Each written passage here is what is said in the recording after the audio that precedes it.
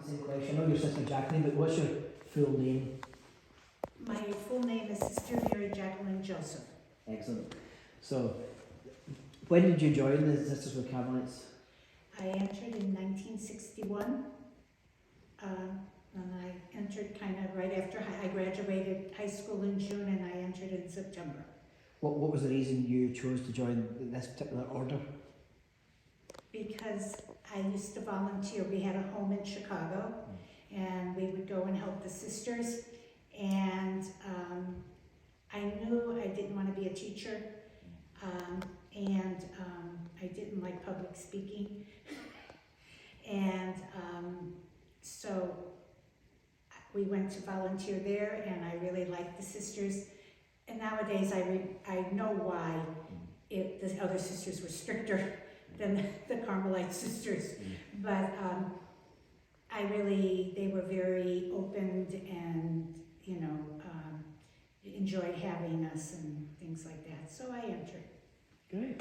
And when was the first time you met Mother Angeline? I met Mother Angeline in Chicago at one time. She came to see the sisters, and I met her just briefly.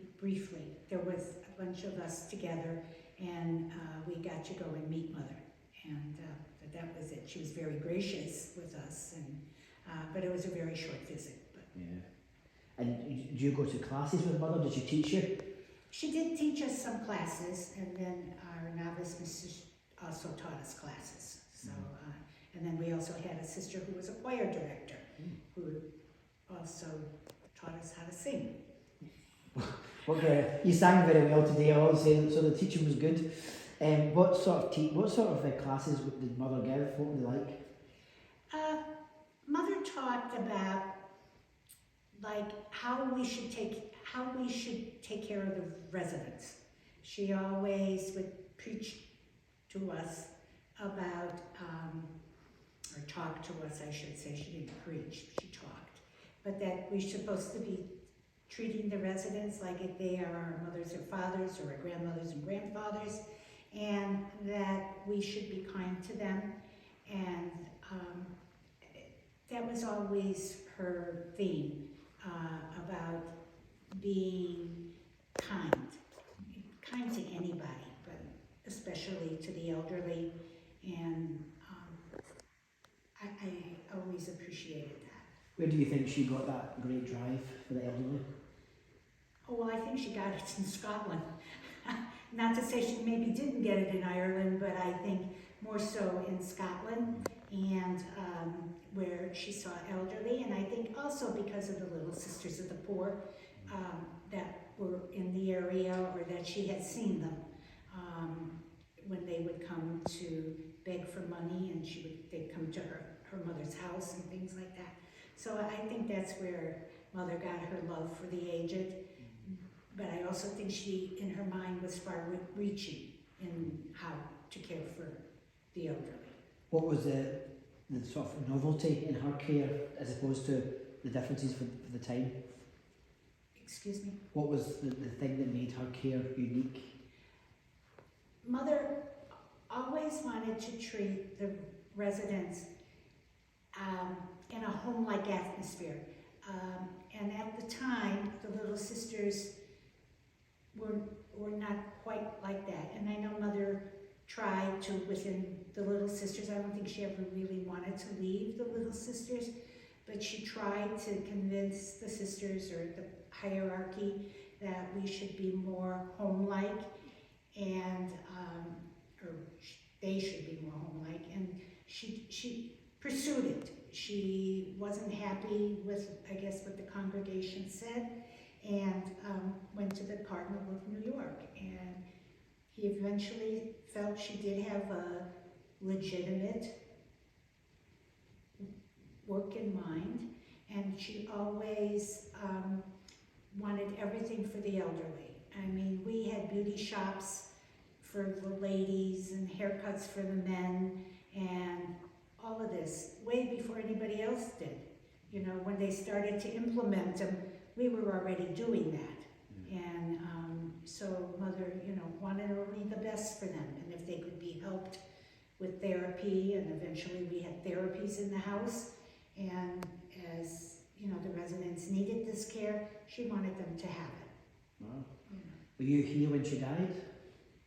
I was in the building when she died. I wasn't with Mother exactly, but I was in the building, and shortly after she died, when they told all the sisters and they let us come up to her room. What was the atmosphere like that day? Everybody was sad. It was sad. But I think we knew Mother was declining, and I think everybody just thought of the great legacy she left us. Absolutely. What do you think makes her a saint? What makes her a saint was, I think she was a very prayerful lady, and you could see her sitting in the chapel. I mean, we had the fortunate time to see her sitting there and praying, and she was always very kind to everybody, and always the love of priest. No matter what priest, no matter what, she was always concerned that the priest had everything that they needed. So she had a real desire. And I also think she also had a desire to see that we went along the right path when she was forming our community. She did not want to be a diocesan community, she wanted to be a papal community, and she did what was required to do those things. And you know. And of course last year you had the chance to come to Scotland Yes. for the first time. And talk us through that. What was your big takeaway and surprise from that visit? I think I was totally amazed. But I also learned a lot when I was in Scotland about Mother, and it only increased my admiration for her. I mean, to think that she could be in Ireland and Scotland and in France and in here in the United States, and still had her love was the United States. Not that she didn't love Scotland, and not that she didn't love Ireland, but you know, her concern was always the people, and we did carry that out when we opened a home in Ireland and everything. So You had a chance as well to meet people who knew her.